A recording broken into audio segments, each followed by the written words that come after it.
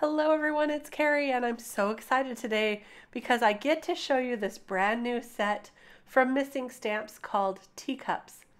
Now you'll notice that there is a large teacup, and in this stamp set there are also 4 different character images that you can use to put into the teacup. Today I have used the Mad Hatter and Alice. There's also a bunch of lanterns or lights that you can use to decorate your card. Today I am using some of these frame dies from the Eieio frame die set that was previously released, and I used the largest one to cut out the panel, and then these two right here to cut out a scalloped border frame for this image. And I'm going to go ahead and color this up, but let me tell you just a little bit more about this stamp set while I'm coloring.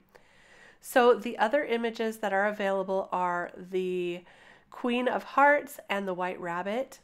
So you can use those as your images in your teacup as well. There are also different designs that you can use to decorate your teacup. Today I have used the rose.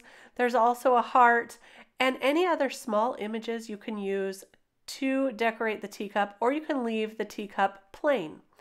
There are 2 different sentiments in this stamp set. The one I've used today says it's always tea time, and there's also one that says let's party. Very, very cute sentiments to choose from. I really adore this stamp set. I think it's very unique and so fun. I really think it will also be interchangeable with other stamp sets that are coming out.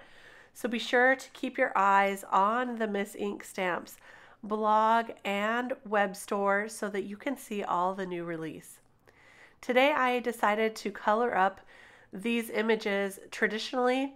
I'm using my favorite blues for Alice, and the rest of the images I'm going to use some other pastel and soft colors to make it feel like a really happy, light and bright tea party scene.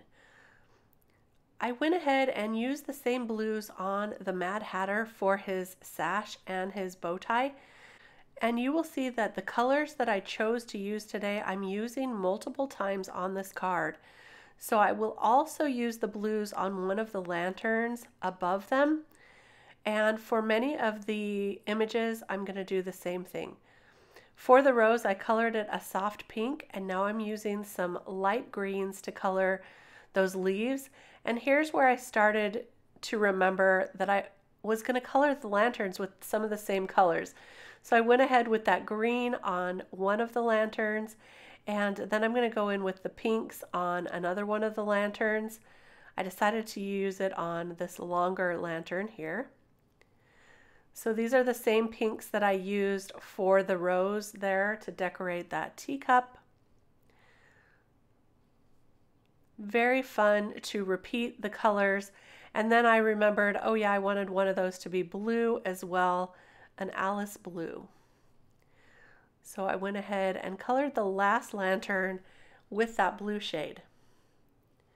To finish the rest of these, I decided to repeat the green on the jacket of the Mad Hatter. And that's a very simple coloring process. I'm using the same coloring that I love to do all the time, where I start with the darkest color and then blend it out with the midtones and the lights, and then I go over it one more time when I think it needs more darkness. Here I'm bringing in a nice lavender color, which I will use on the Mad Hatter's hat and also this lantern here. And now I'm going to begin to color that teacup.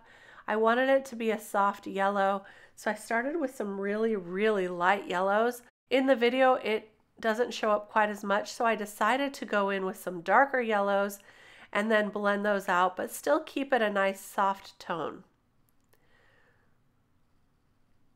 So the darker yellows I'm using inside the cup, and then I'll go through and blend all of that out. Also on the teacup itself.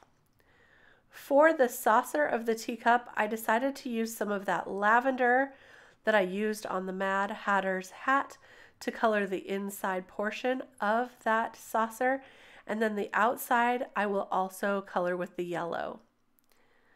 This is a really cute little tea set. I did color the Mad Hatter's hair in some oranges, and then Alice gets a nice blonde hair treatment.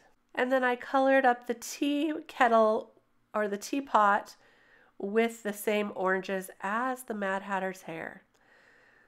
So the repeating colors really help out for coloring the scene. And now we're ready to go ahead and attach that scalloped border. I used a really light blue, kind of an Alice blue for this as well, but it is a little bit lighter than her dress, so she still pops out. And now I'll go ahead and attach that to the card base. The card base is 110 pounds, so it's a real nice weight for this card. And to finish this off, it just needs one more thing. So I brought in some pearls that I had, which are pink and green. They're kind of a variegated color. So pretty on this scene, but you could use anything you have. You could use stickles, you could use any drops that you have. Liquid pearls would be beautiful as well, or sequins. I just attached those using some liquid adhesive, and that's going to finish off the card today. I hope you enjoyed this look at the brand new Teacups stamp set from Missing Stamps. Remember, there's lots more coming, so be sure to watch the store. I am so excited for this release, and I am also just so happy to see that there are dies available as well, and there are dies available for the first Alice collection as well. We didn't have those before, so that's brand new with this new release. Now, you know, for me, I will be purchasing them because I make a lot of Alice cards. It's one of my favorite cards, as you probably have noticed, to make. So this is very exciting. Thank you for stopping by today. We'll see you real soon with more Alice release. Bye-bye.